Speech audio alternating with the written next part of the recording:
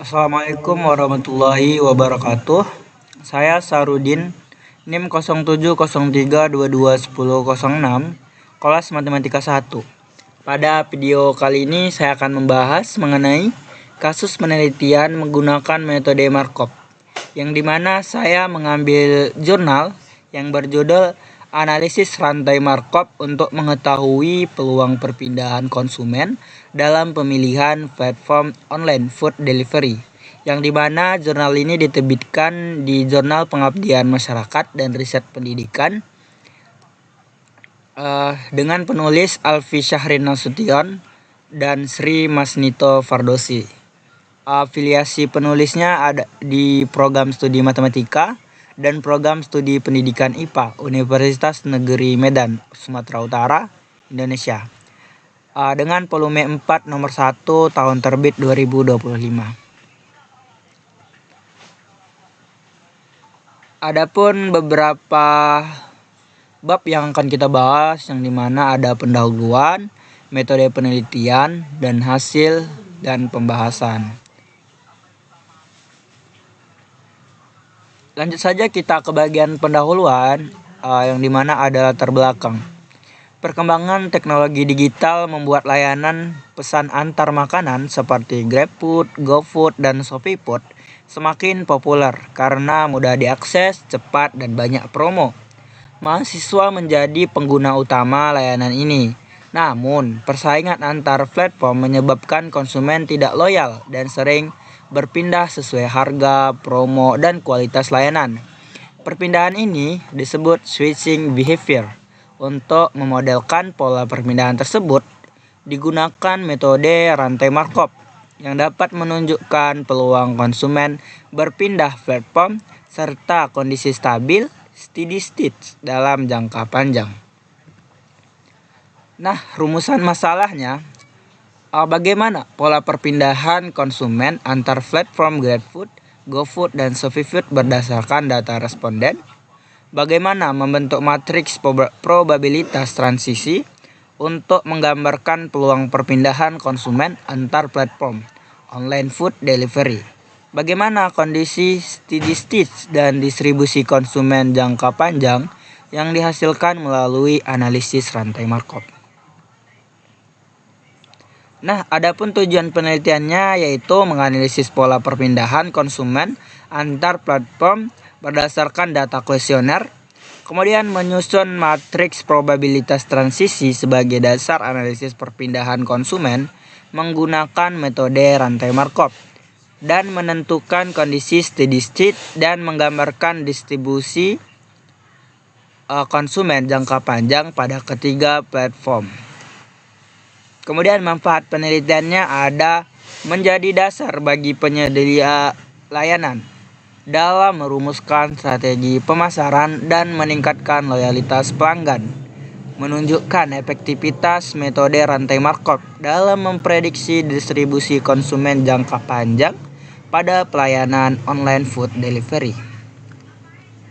Langsung saja kita membahas metode penelitian, yang dimana penelitian ini menggunakan rantai Markov diskrit dengan langkah-langkah berikut, yang dimana langkahnya ada pengumpulan data. Data diperoleh dari kuesioner yang menanyakan perpindahan mahasiswa antar GrabFood, GoFood, dan ShopeeFood. Penyusunan tabel frekuensi perpindahan. Nah, di sini ada asal, misalnya GrabFood, kemudian tujuannya itu GrabFood ada 3, GrabFood ke GoFood ada 5, GrabFood ke ShopeeFood ada 4, GoFood ke GrabFood ada 2, GoFood ke GoFood 7, GoFood ke ShopeeFood ada 3, ShopeeFood ke GrabFood ada 3, dan ShopeeFood ke GoFood ada 4, ShopeeFood ke ShopeeFood ada 4, sehingga didapatkan totalnya adalah 12, 12, dan 11. Rumus probabilitas transisinya dari platform I ke platform J, yaitu VIJ sama dengan frekuensi perpindahan dari I ke J per total pengguna awal platform I.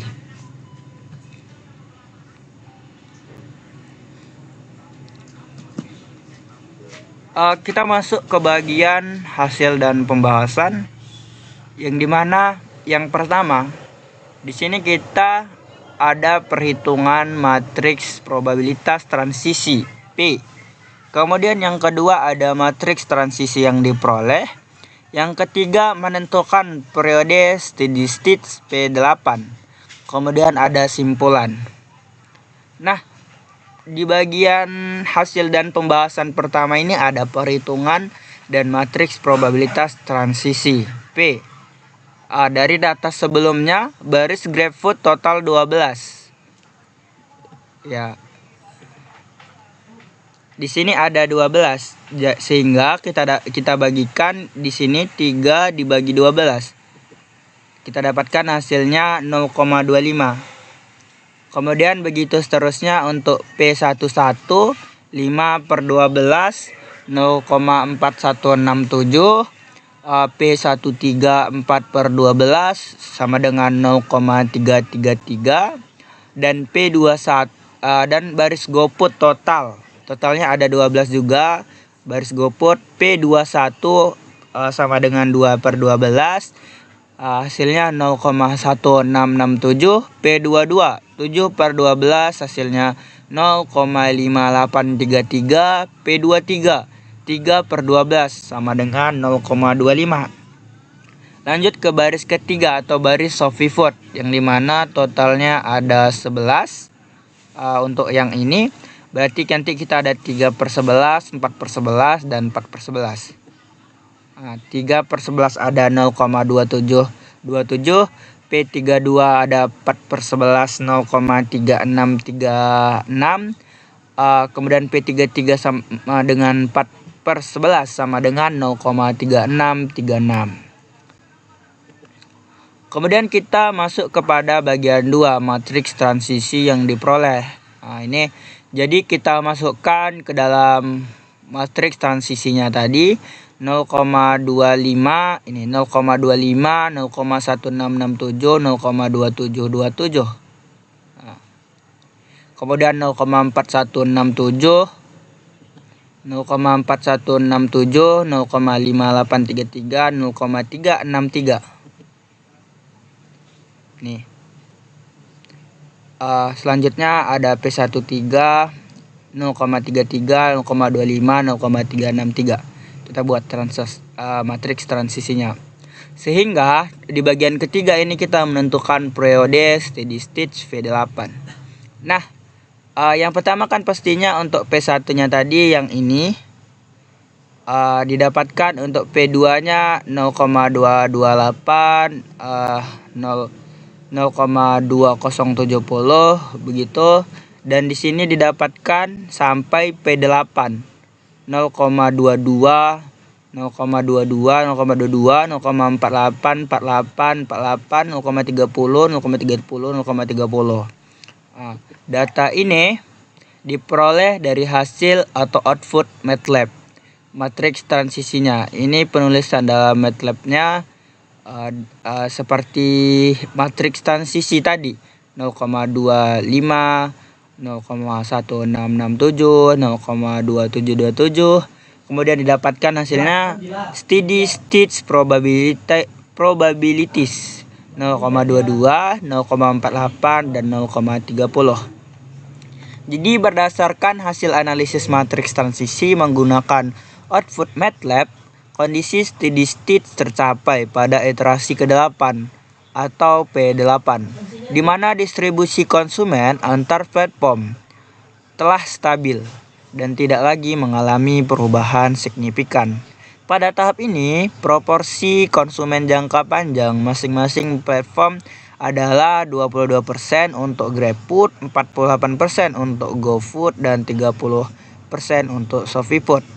Hasil ini menunjukkan bahwa meskipun pada awalnya perpindahan konsumen terjadi secara dinamis karena pengaruh harga, promo, dan kualitas layanan, namun akhirnya pola tersebut mencapai keseimbangan sehingga pangsa pasar tiap platform cenderung tetap.